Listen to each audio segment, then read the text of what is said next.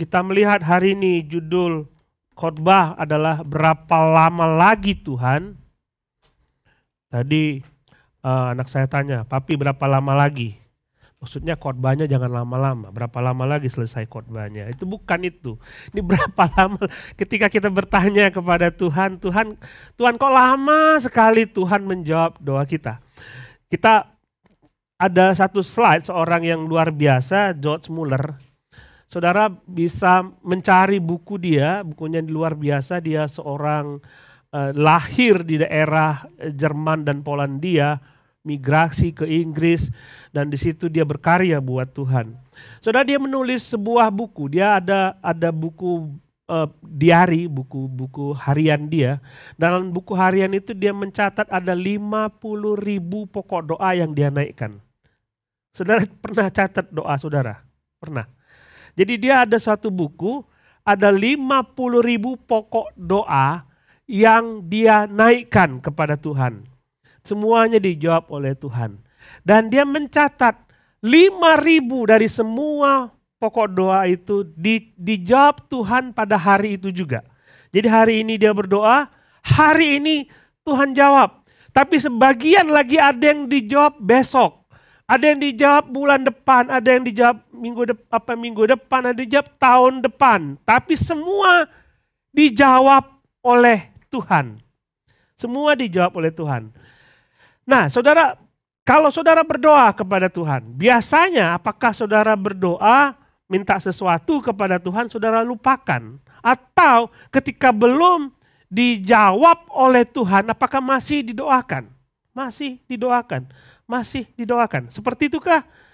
Kita akan belajar kali ini dari seorang yang bernama Daud. Dan memang saya selang-seling antara Daud dan Kisah Para Rasul supaya kita bisa melihat kehidupan kita sebagai orang-orang Kristen itu harusnya seperti apa.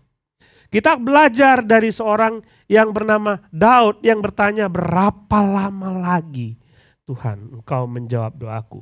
Mari kita buka Mazmur pasal yang ke-13. Kita coba lihat dari situ Mazmur pasal yang ke-13. 2 minggu lalu kita lihat Mazmur pasal yang ke-11. Hari ini kita melihat Mazmur pasal 13. Ini tertulis di sini, tapi bukan berarti saudara tidak bawa Alkitab, tidak baca Alkitab ya. Saudara, kita mesti punya Alkitab. Saya akan bacakan semua bagian, saudara, saya harap membaca dalam hati saudara. Mazmur pasal 13. Untuk pemimpin biduan Mazmur Daud. Berapa lama lagi Tuhan kau lupakan aku terus menerus? Berapa lama lagi kau sembunyikan wajahmu terhadap aku? Berapa lama lagi aku harus menaruh kekhawatiran dalam diriku dan bersedih hati sepanjang hari? Berapa lama lagi musuhku meninggikan diri atasku? Pandanglah kiranya, jawablah aku ya Tuhan Allahku. Buatlah mataku bercahaya, supaya jangan aku tertidur dan mati. Supaya musuhku jangan berkata aku telah mengalahkan dia, dan lawan-lawanku bersorak-sorak apabila aku goyah. Tetapi aku, kepada kasih setiamu aku percaya. Hatiku bersorak-sorai karena penyelamatanmu. Aku mau menyanyi untuk Tuhan karena Ia telah berbuat baik kepadaku. Inilah yang menjadi pola syair yang selalu dibuat oleh Daud. Ketika dia bergumul sesuatu, dia ungkapkan pergumulannya kepada Tuhan. Lalu dia berdoa kepada Tuhan, ini pergumulanku Tuhan dan ini doaku dan inilah seruanku, inilah ucapan syukurku. Selalu seperti itu kalau saudara melihat apa yang ditulis oleh Daud ketika dia bergumul terhadap persoalan-persoalan hidupnya, 3 hal ini selalu ada. Jadi dia naikkan kepada Tuhan keluh kesahnya, dia sampaikan kepada Tuhan apa yang menjadi pergumulannya, ini loh Tuhan. Ini loh pergumulanku, ini loh keluh kesahku, ini loh yang menjadi beban dalam hidupku. Dia sampaikan semua kepada Tuhan. Dan dalam lagu yang sama, dalam syair yang sama, dalam doa yang sama, dia menaikkan, Kalau kau sudah tahu Tuhan apa yang menjadi pergumulanku, apa yang menjadi beban hidupku, jawablah aku. Dia bilang seperti itu, di tengah-tengahnya dia bilang, jawablah aku. Buatlah sesuatu supaya aku bisa tertolong. Dan bagian terakhir, dia berseru-seru kepada Tuhan. Ini yang kita lihat saudara dalam Mazmur pasal 13 ini. Ayat 2, ayat 3, dia bertanya-tanya kepada Tuhan mengenai persoalannya. Dia sudah menaikkan doa ini kepada Tuhan sudah cukup lama, makanya dia bertanya berapa lama lagi? Aku sudah menunggu, aku sudah menanti jawaban dari Tuhan. Nah kemudian dalam ayat yang keempat dia lihat, pandanglah kiranya, jawablah aku, jawab Tuhan, jangan lama-lama, jawab. Kemudian dalam ayat yang ke-6 dia sebutkan, aku bersyukur kepada Tuhan. Kita akan melihat pola ini dan kita akan pelajari ini. Dan kalau kita melihat apa yang ditanyakan kepada Daud, dia bertanya berapa lama lagi, itu yang menjadi persoalan kita sebenarnya. Saudara, kalau saudara berdoa kepada Tuhan, dan tidak pernah dijawab, pernah ngerasakan seperti itu? Bukan tidak pernah dijawab, lama sekali Tuhan jawab. Ya, kita berdoa kepada Tuhan, kok nggak ada jawaban? Tuhan tidak menjawab. Kita butuh sekarang, kita buru-buru, Tuhan tidak buru-buru. Ini masalah, saudara. Kita butuh sekarang, Tuhan aku butuh jawaban itu sekarang, aku butuh pemecahan persoalan itu sekarang, tapi Tuhan bilang, aku nanti kerjanya. Nah, mau ngomong apa kita? Ini yang dirasakan oleh Daud. Berapa lama lagi Tuhan, aku harus menunggu, doanya tidak segera dijawab oleh Tuhan. Inilah yang menjadi pergumulan kita, dan terhadap pergumulan ini Yesus berkata kepada kita bahwa kita harus dengan tekun berdoa dan minta terus sampai Tuhan jawab. Masalahnya orang Kristen berhenti dan tidak berdoa karena dia tahu Tuhan tidak segera menjawab doa dia. Jadi coba saudara catat. Saya pernah mencoba untuk mencatat pokok-pokok doa pergumulan saya. Memang orangnya saya nggak telaten ya. Tapi coba saudara catat. Saya bergumul tentang hal ini yang begitu besar. Dan saudara lihat kapan Tuhan jawab. Saudara lihat rentang waktunya. Berapa lama Tuhan menjawab itu. Nah dengan mencatat itu saudara, pasti kita akan didorong untuk terus menerus berdoa. Nah ini yang dihadapi oleh kita semua. Sama seperti ketika Daud menghadapi ini, dia juga menghadapi hal itu. Coba saya tanya kepada saudara, adakah pergumulan yang sudah saudara doakan bertahun-tahun dan belum dijawab oleh Tuhan?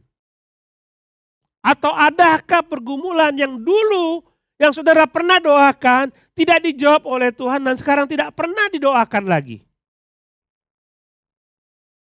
Kita coba ingat itu.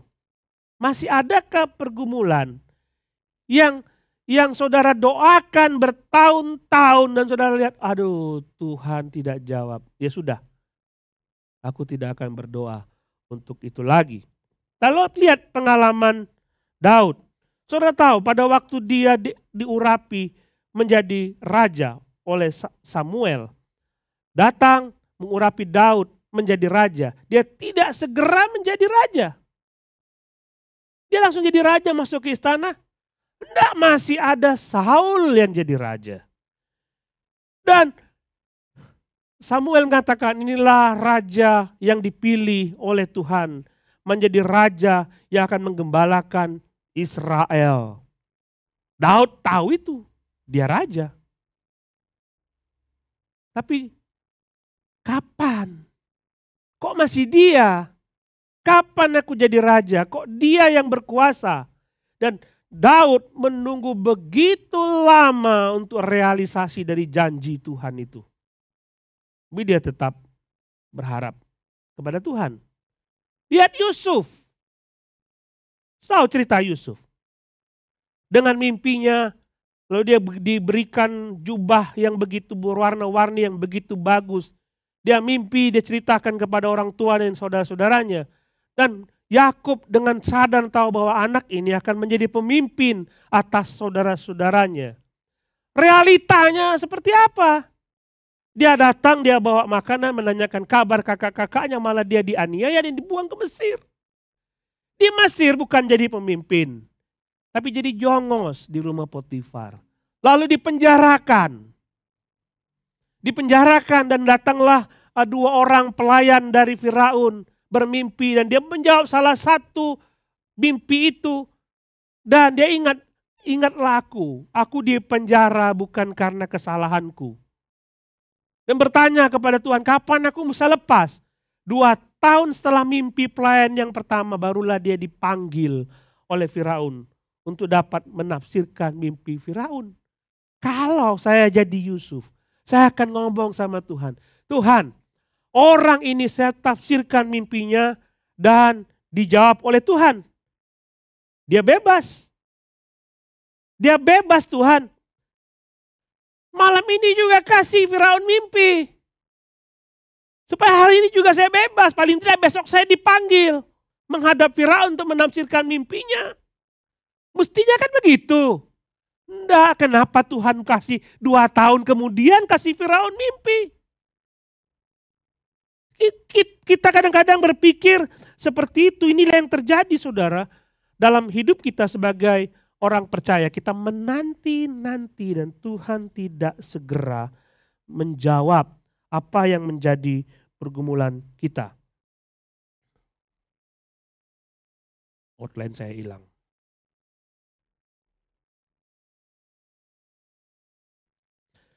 Tuhan tidak segera menjawab dan ini yang menjadi persoalan. Dan pada waktu kita bertanya-tanya Tuhan tidak menjawab itu, kita misalnya minta sesuatu, Tuhan tidak menjawab dan kita melihat orang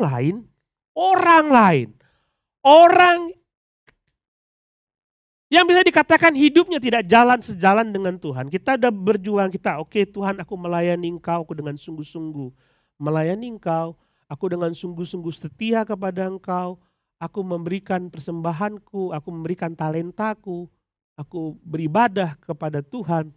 Tuhan tidak segera jawab doaku. Tapi aku lihat ada orang lain yang tidak mengenal Tuhan. Kok dia gampang sekali. Ketidakadilan mulai menghantui hati kita dan pikiran kita. Daud. Coba kita buka 1 Samuel pasal 24. 1 Samuel pasal 24. 1 Samuel pasal 24 ayat yang ke-1. Ini salah satu kisah menarik di mana Daud punya kesempatan untuk membantu Tuhan memberikan posisi kepada dia sebagai raja. Ada kesempatan, aku bisa bantu Tuhan loh supaya aku naik sebagai raja. Jadi lihat 1 Samuel pasal 24. Daud pergi dari sana lalu tinggal di kubu-kubu gunung di En-Gedi. Lihat dia sebagai seorang pelarian, dia lari dari gua satu ke gua yang lain karena dikejar-kejar oleh Saul. Ketika Saul pulang sesudah memburu orang Filistin itu, diberitahukanlah kepadanya demikian. Ketahuilah Daud ada di padang gurun En-Gedi. Baru pulang Saul dari perang. Pergi lagi dia. Kemudian Saul mengambil 3.000 orang terpilih dari seluruh orang Israel lalu pergi mencari Daud dan orang-orangnya di gunung batu kambing hutan. Ia sampai di kandang-kandang domba di tepi jalan. Di sana ada gua dan Saul masuk ke dalamnya untuk buang hajat. Tetapi Daud dan orang-orangnya duduk di bagian belakang gua itu. Orang kalau buang hajat itu sendirian, nggak rame-rame. Dia lihat, aku mau sendiri katanya. Jadi dia masuk ke gua, dia nggak tahu dalam gua itu ada Daud dan orang-orangnya. Dia nggak tahu. Dia masuk ke gua itu dan Daud lihat. Saya nggak tahu dia nahan napas atau tidak. Tapi dia lihat, ini raja lagi buang-buang gitu ya. Enggak ada pengawalnya. Mana ada dia lagi jongkok di situ pengawalnya bawa pedang. Enggak, dia tahulah dia di situ pasti masuk ada di situ. Tapi Daud punya kesempatan. Coba lihat gini, coba lihat. Ayat kelima, lalu berkatalah orang-orangnya kepada Daud, telah tiba hari yang dikatakan Tuhan kepadamu. Sesungguhnya aku menyerahkan musuhmu ke dalam tanganmu, maka perbuatlah kepadanya apa yang kau pandang baik. Maka bangun, Daud bangun, lalu memotong puncak jubah Saul dengan diam-diam. Kemudian berdebar-debarlah hati Daud, karena ia telah memotong puncak Saul. Puncak itu ujung dari jubah itu. Lalu berkatalah ia kepada orang-orangnya, dijauhkanlah Tuhan kiranya daripadaku untuk melakukan yang demikian kepada Tuanku, kepada orang yang diurapi Tuhan, yakni menjamah dia, sebab dialah orang yang diurapi Tuhan. Dan Daud mencegah orang-orangnya dengan perkataan itu. Ia tidak mengizinkan mereka bangkit menyerang Saul. Sementara itu Saul telah bangun meninggalkan gua itu, hendak melanjutkan perjalanan. Ada kesempatan. Nih Tuhan, kau berjanji kepadaku bahwa aku akan menjadi seorang raja. Oke? Aku sudah diurapi menjadi raja. Aku bertahun-tahun bergumul menantikan kapan aku jadi raja, kapan janji dari realisasi janji Tuhan itu. Dan sekarang di hadapanku, kalau aku bunuh orang ini, aku jadi raja. Ini kesempatan yang baik menurut orang-orang Daud. Dan seringkali kita juga seperti itu. Tapi Daud tidak demikian. Waktu Tuhanlah yang terbaik, bukan waktu saya. Kalau Tuhan menghendaki aku jadi raja saat ini, dia bisa melakukan apapun supaya menempatkan aku jadi raja tanpa aku melakukan dosa kepada Tuhan. Demikian pula kalau kita berdoa dan minta Tuhan menjawab doa-doa kita. Kita bisa menanti-nanti waktunya Tuhan tanpa kita melakukan dosa kepada Tuhan. Seolah-olah Tuhan tidak sanggup menjawab doa kita kalau kita tidak menolong Dia. Tuhan sanggup menjawab doa kita. Waktu kita kadang berbeda dengan waktu Tuhan. Ada di antara saudara yang berdoa sekarang, tidak sampai 1 jam dijawab oleh Tuhan karena memang waktunya Tuhan sudah seperti itu. Tapi Tuhan minta mungkin nanti Tuhan jawab nanti. Berserah kepada waktunya Tuhan. Memang kita nggak bisa lihat ke depan, ini menjadi persoalan kita. Kita hanya melihat hanya sampai saat ini aja, jam ini aja, hari ini aja. Kita nggak bisa melihat proses ke depannya. Tapi Tuhan kita bisa melihat apa yang akan terjadi. Dia akan melihat kalau kamu menunggu waktuku. Kita merasa menjalani proses itu, lihat ada sesuatu yang baik muncul bagi kamu. Di hari sekian, tanggal sekian, bulan sekian, tahun sekian. Kamu tunggu saja, jam itu aku menjawab doamu. Jangan menunggu waktunya kita. Jangan mencoba untuk menolong Tuhan. Tidak akan berhasil. Tidak akan berhasil. Tuhan tidak pernah melupakan kita. Tuhan tidak pernah melupakan kita. Yesaya pasal 49 ayat 14 berkata, Yesaya 49:11. Sion berkata, Tuhan telah meninggalkan aku dan Tuhan telah melupakan aku. Sion, Israel, Yehuda, Yerusalem melupakan aku. Dia sudah membuang aku. Tapi Tuhan mengatakan, dapatkah seorang perempuan melupakan bayinya sehingga ia tidak menyayangi anak dari kandungannya? Sekalipun perempuan itu melupakan bayinya, aku tidak akan melupakan kau. Ini janji Tuhan kepada saudara. Sekalipun aku tidak akan pernah melupakanmu. Jadi jangan pernah sekali-sekali punya pandangan bahwa Tuhan melupakan aku. Dia tidak pernah melupakan saudara. Jadi saudara, hikmat kita Kadang-kadang berbeda dengan hikmat Tuhan. Kita merasa bahwa inilah yang terbaik buat kita. Tapi Tuhan bilang enggak.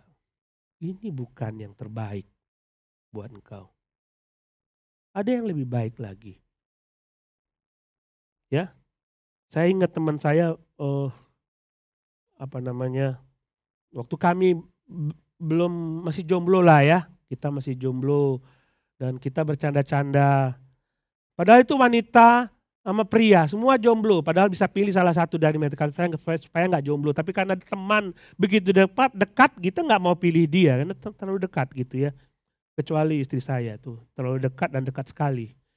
Nah, saudara, dia katakan kita milih jodoh itu kalau nggak minta hikmat Tuhan, seperti naik eskalator naik lift. Dan tiap lift ketemu dengan orang-orang yang berbeda-beda.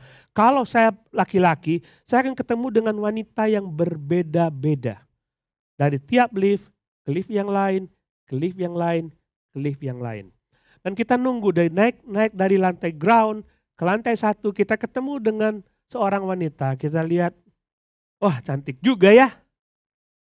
Dan kita tanya kepada Tuhan, Tuhan masih ada berapa lantai? 99 lantai nak. Oh, aku coba lantai 2. Dia coba lantai 2, wah makin cantik. Berarti lantai 3, makin cantik lagi ya dia. Benar, dia coba, begitu lantai 50, cantik sekali. Aduh Tuhan, aku ambil ini atau nunggu ya? Tuhan bilang udah yang ini aja.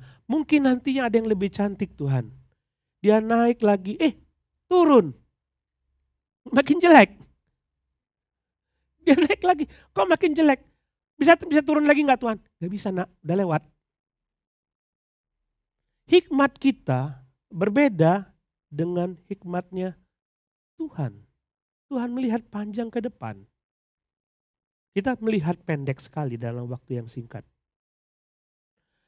Waktu Samuel datang ke rumah Isai dan disuruh Tuhan, pergilah kamu ke rumah Isai dan urapilah anaknya untuk menjadi raja atas Israel. Tuhan tidak beritahu kepada Samuel anak Isai yang mana. Dia tidak beritahu. Tapi begitu Eliab lewat. Saudara baca dalam 1 Samuel. Eliab lewat dan dia melihat gagah benar. Inilah orang yang dipilih Tuhan. Cocok jadi raja, ganteng, gagah, luar biasa. Tuhan bilang, no. Kamu melihat apa yang kamu lihat, kamu tidak melihat hatinya. Dan kemudian ditanya lagi, Tuhan bilang tidak, Isai yang mana? Ada satu lagi, masih kecil. Bahkan bapaknya sih tidak menganggap Daud bisa layak jadi raja.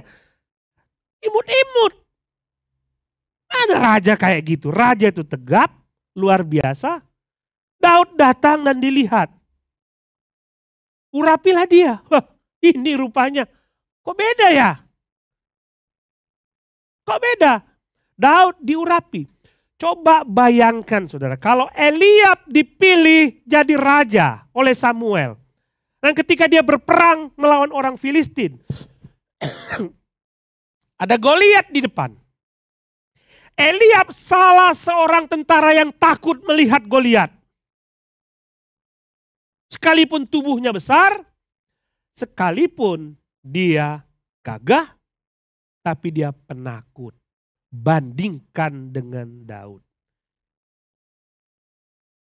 Ketika Daud dipilih oleh Tuhan, Tuhan melihat orang ini mengandalkan aku. Kalau kita berdoa kepada Tuhan, kita merasa ada sesuatu yang menurut kita ini baik. Menurut kita baik. Tapi apakah menurut Tuhan baik? Ini sudah luar biasa Tuhan jawaban doa ini. Aku akan ambil ini. Aku akan ambil kesempatan ini. Tapi Tuhan rupanya jauh, menyiapkan jauh yang lebih baik dari itu. Kita tidak sadar itu. Kita tidak sabar menunggu jawaban doa dari Tuhan. Kita mengandalkan hikmat kita sendiri. Saudara pasti pernah dengar cerita tentang seorang yang berada di padang gurun. Dia sendirian di padang gurun dan bekal minumnya sudah habis. Dan ketika dia berjalan dan mengatakan, Tuhan, aku sudah haus Tuhan, berilah aku minum. Dan begitu dia selesai berdoa di depan, dia melihat sebuah mata air. Dia merasa Tuhan menjawab doa dia. Tuhan menjawab doa dia.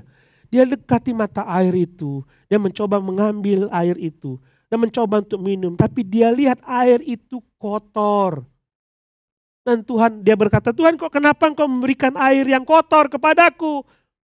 Dan Tuhan berkata, itu bukan jawabanku nak, berjalanlah lagi. Oh begitu, dia tidak jadi minum. Dia berjalan lagi, dan ketika dia berjalan lagi, Tuhan aku sudah tidak tahan. Aku sudah sangat haus. Dan dia ketemu lagi dengan mata air. Yang itu bukan Tuhan.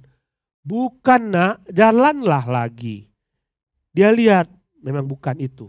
Kotor masih airnya. Dan dia berjalan lagi. Tuhan yang itu bukan, sampai berkali-kali Tuhan bilang bukan. Sebentar lagi, kata Tuhan. Tapi rasa hausnya tidak tertahankan. Dia bilang, maaf Tuhan. Maaf, aku sudah gak tahan, aku akan minum. Dan dia minum air yang kotor itu sampai dia puas. Dan Tuhan membiarkan itu. Setelah dia minum, dia baru jalan 20 meter. Dia menemukan mata air yang bening. Yang Tuhan sediakan buat dia. Kadang kita pikir, kita berdoa terhadap sesuatu. Dan kita pikir ketika sebuah peristiwa terjadi dan kita merasa itu jawaban doa dari Tuhan. Padahal bukan. Tuhan bisa menyediakan yang jauh lebih baik daripada apa yang saudara lihat. Tuhan jauh bisa melihat, memberikan yang terbaik daripada apa yang saudara lihat saat ini. Jadi bagaimana Pak Pendeta? Sama seperti Daud tadi, kesempatan ini dibunuh. Aku akan menolong Tuhan. Aku akan menolong Tuhan. Sarah dan Abraham mencoba menolong Tuhan. Ini budakku Hagar, hampiri dia supaya dia melahirkan bayi untuk aku. Apa yang dilakukan oleh Hagar dan Abraham ketika dia tidak bersabar menunggu waktunya Tuhan, dia mendatangkan celaka atas keluarganya sendiri. Sehingga Sarah tidak tahan lagi, usirlah itu orang. Dia yang membuat keluargaku berantakan. Dia bermain-main dengan anakku Ishak. Salahmu sendiri Hagar, Sarah. Kamu yang kasih Hagar ke Abraham. Sekarang kamu bilang orang itu menjadi biang kerok bagi keluargaku. Bukankah kamu yang memberi Hagar kepada Abraham? Hati-hati saudara dengan hikmat kita menunggu jawaban dari Tuhan. Coba lihat Filipi pasal 4 ayat yang ke-6. Ada di sini. Filipi pasal 4 ayat yang ke-6. Janganlah hendaknya kamu khawatir tentang apapun juga, tapi nyatakanlah dalam segala hal keinginanmu kepada Allah dalam doa dan permohonan dengan ucapan syukur. Lihat di situ. Sampaikanlah keinginanmu kepada Allah dengan doa dan ucapan syukur. Benar ya? Artinya kita berdoa kepada Tuhan, apa yang menjadi keinginan kita sampaikan kepada Tuhan. Perhatikan. Damai sejahtera Allah yang melampaui segala akal akan memelihara hatimu dan pikiranmu dalam Kristus Yesus. Ini doa belum dijawab. Tetapi ketika kita menyampaikan doa kita, permohonan kita kepada Allah, damai sejahtera Allah akan memelihara hati dan pikiran kita. Lalu dia mengatakan demikian. Jadi akhirnya, saudara-saudara, semua yang benar, semua yang mulia, semua yang adil, semua yang suci, semua yang manis, semua yang sedap didengar, semua yang disebut kebajikan dan patut dipuji, pikirkanlah semuanya itu. Maksudnya apa? Ketika saudara menemukan sesuatu yang merupakan jawaban doa dari saudara, pikirkan apakah itu berkenan kepada Tuhan, apakah itu mulia, apakah itu adalah perkara-perkara surgawi, atau apakah itu hanya untuk mementingkan pikiran kebutuhan kita sendiri. Pikirkan sesuatu yang berkenan kepada Tuhan. Ketika saudara menerima sebuah jawaban doa, menurut saudara ini adalah sebuah jawaban doa, saudara berpikir, kalau aku ambil kesempatan ini, apakah ini yang disebut dengan yang mulia atau tidak? Apakah kalau aku ambil kesempatan ini, apakah ini yang disebut dengan yang berkenan kepada Tuhan atau tidak? Atau bahkan mungkin Tuhan tidak dipermuliakan. Ngerti maksudnya? Doa terus, berdoa terus, mohon supaya setiap kali kita meminta kepada Tuhan dan ada kesempatan, mungkin saja saudara, mungkin saja iblis menggoda saudara dan seolah-olah itu jawaban doa dari Tuhan, padahal bukan. Daud lebih baik biarkan Tuhan yang bertindak, bukan aku yang bertindak. Sekalipun dia bisa mengatakan kepada Tuhan, berapa lama lagi? Tuhan, stres memang. Sebagai manusia, kita tidak tahan. Tapi saudara, inilah yang harus kita lakukan kepada Tuhan. Lihat yang kedua dalam ayat yang ke-45. Dia berkata, pandanglah kiranya dan jawablah aku, ya Tuhan Allahku, buatlah mataku bercahaya supaya jangan aku tertidur dan mati. Supaya musuhku jangan berkata aku telah mengalahkan dia dan lawan-lawanku bersorak-sorai apabila aku goyah. 4 dan 5 adalah permohonan Daud kepada Tuhan. Ayat sebelumnya dia mengatakan berapa lama lagi dia menyampaikan keluh kesahnya. Dan dia ayat 4 dan 5 dia menyatakan permohonannya kepada Tuhan.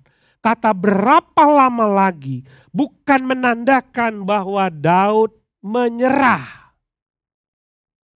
Perhatikan, ketika dia bertanya kepada Tuhan berapa lama lagi, bukan menandakan bahwa dia mengatakan Tuhan sudah tidak sanggup. Bukan. Kata berapa lama lagi adalah kata yang menandakan dia menunggu Tuhan bertindak.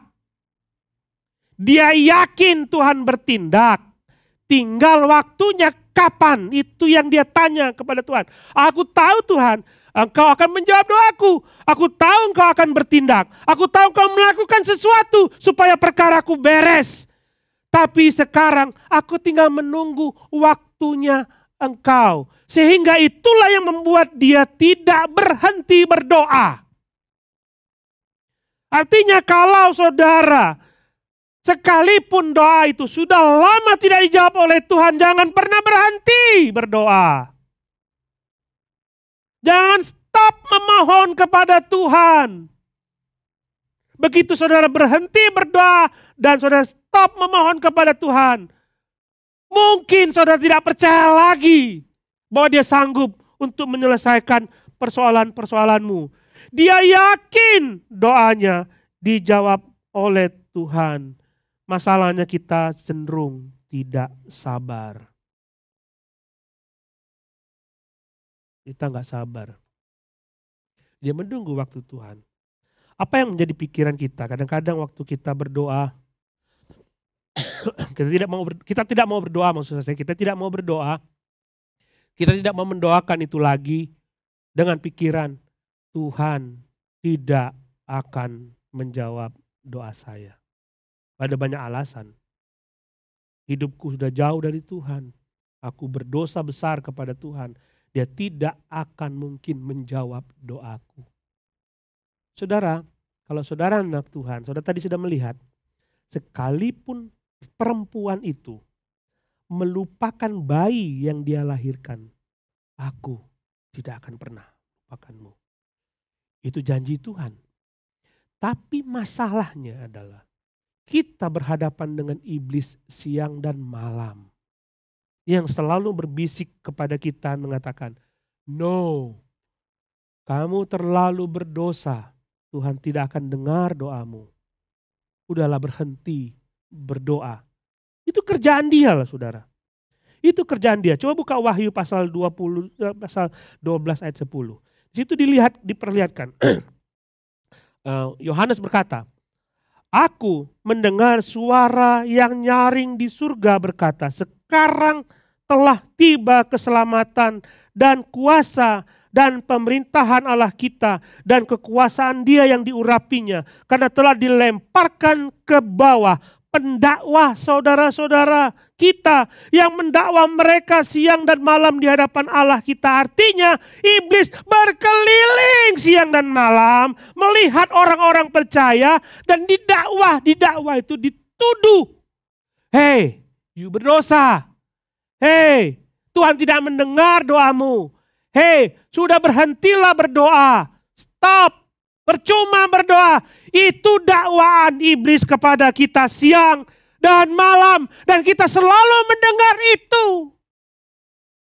Sehingga kita berhenti berdoa. Jangan berhenti berdoa. Alkitab berkali-kali mengatakan jangan pernah berhenti berdoa. Senantiasalah berdoa.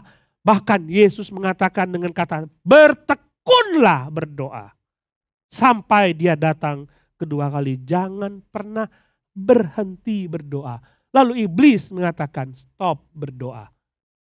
Yang mana yang saudara mau dengar? Tuhan berkatakan, marilah kepadaku yang lemah letih lesu dan beban memberat. Aku akan datang memberikan engkau kelegaan. Yesus ngomong gitu, yuk datang. Datang. Filipi pasal 4 tadi. Naikkanlah segala permohonanmu kepada Tuhan dengan ucapan syukur. Tuhan ngomong kayak gitu. Lalu iblis ngomong, stop berdoa. Yang mana? Yang saudara mau dengar? Yang mana? Pendakwa itu siang dan malam. Gak ada capek-capeknya. Jangan berdoa. Percuma. Kamu berdosa. Tuhan tidak mau dengar. Dia mendakwa kita siang dan malam. Daud dengan yakin, Tuhan,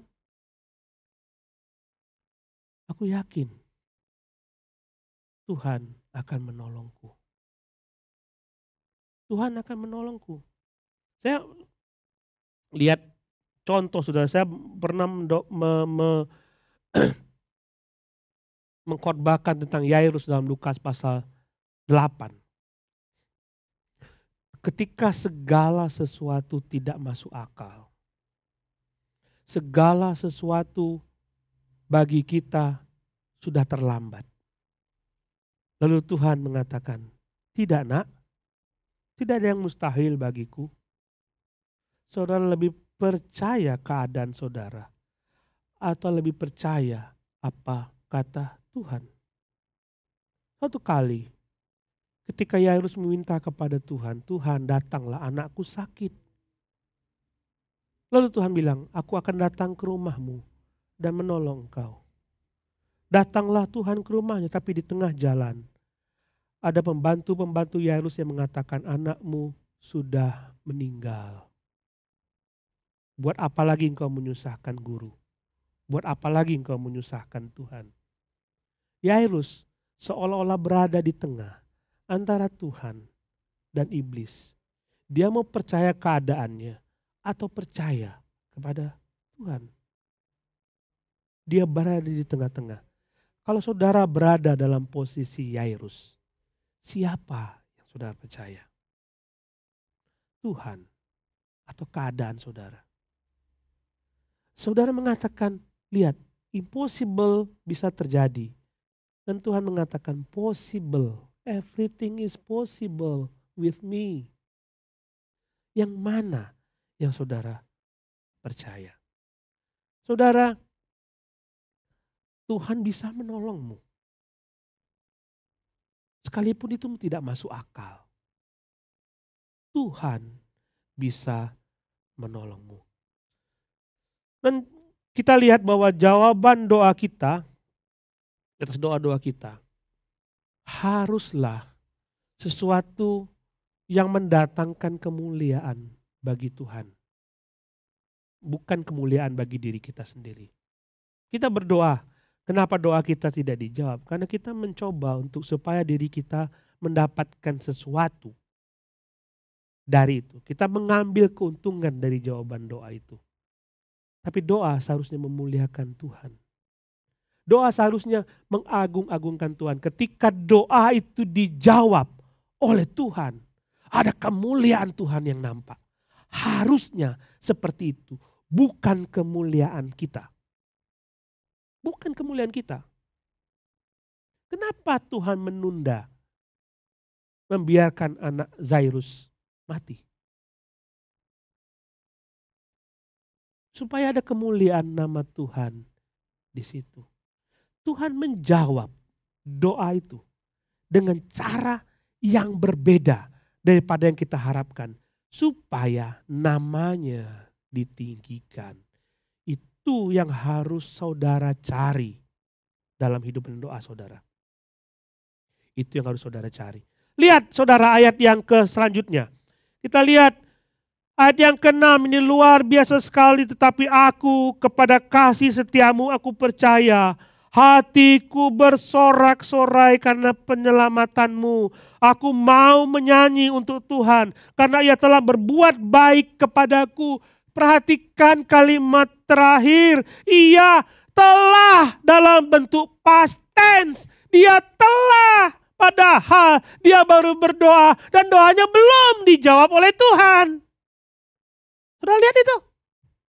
Aku mau bersyukur kepada Tuhan. Aku menaikkan syukur kepada Tuhan.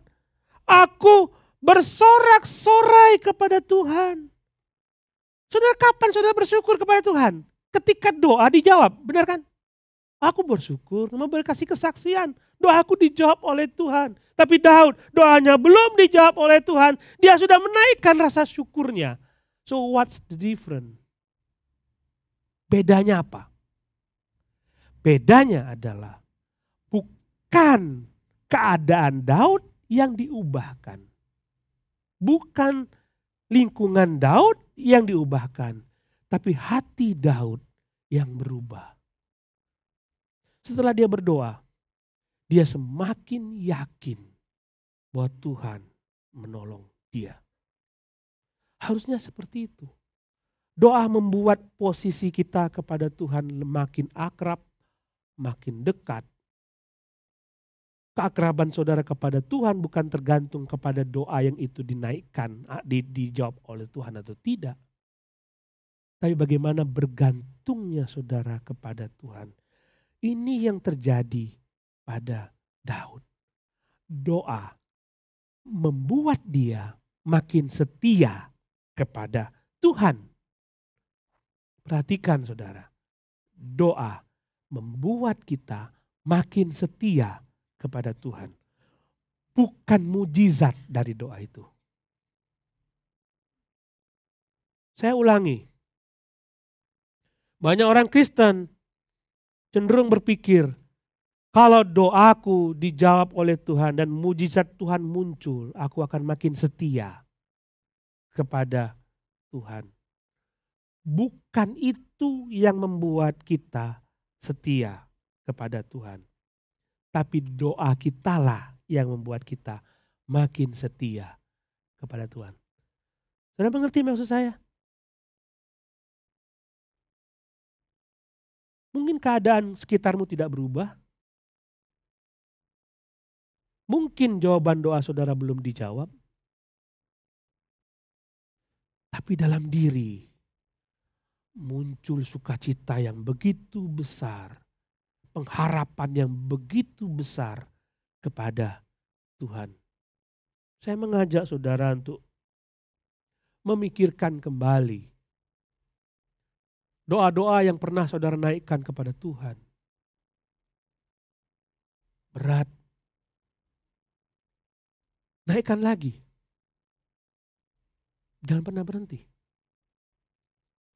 Dan doa yang saudara naikkan bertahun-tahun yang lalu yang tidak pernah saudara doakan lagi itu. Tidak pernah dilupakan oleh Tuhan. Dia masih ingat itu. Mungkin saudara sendiri yang lupa doa itu. Tapi Tuhan tidak pernah lupa. Jadi naikkan terus kepada Tuhan. Menantikan dia menjawab doa saudara sesuai dengan hikmatnya, sesuai dengan waktunya, sesuai dengan kuasanya, sesuai dengan rencana Tuhan, bukan rencana kita. Mari kita berdoa.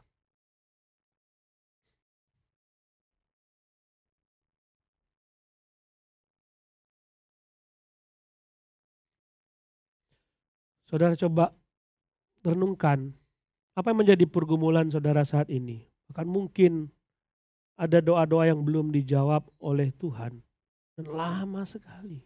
Naikkan lagi. Naikkan lagi. Mungkin besok dia jawab, atau mungkin hari ini, atau mungkin 1 jam ke depan dia menjawab dengan luar biasa. Naikkan lagi kepada Tuhan. Bersyukur kepada Tuhan.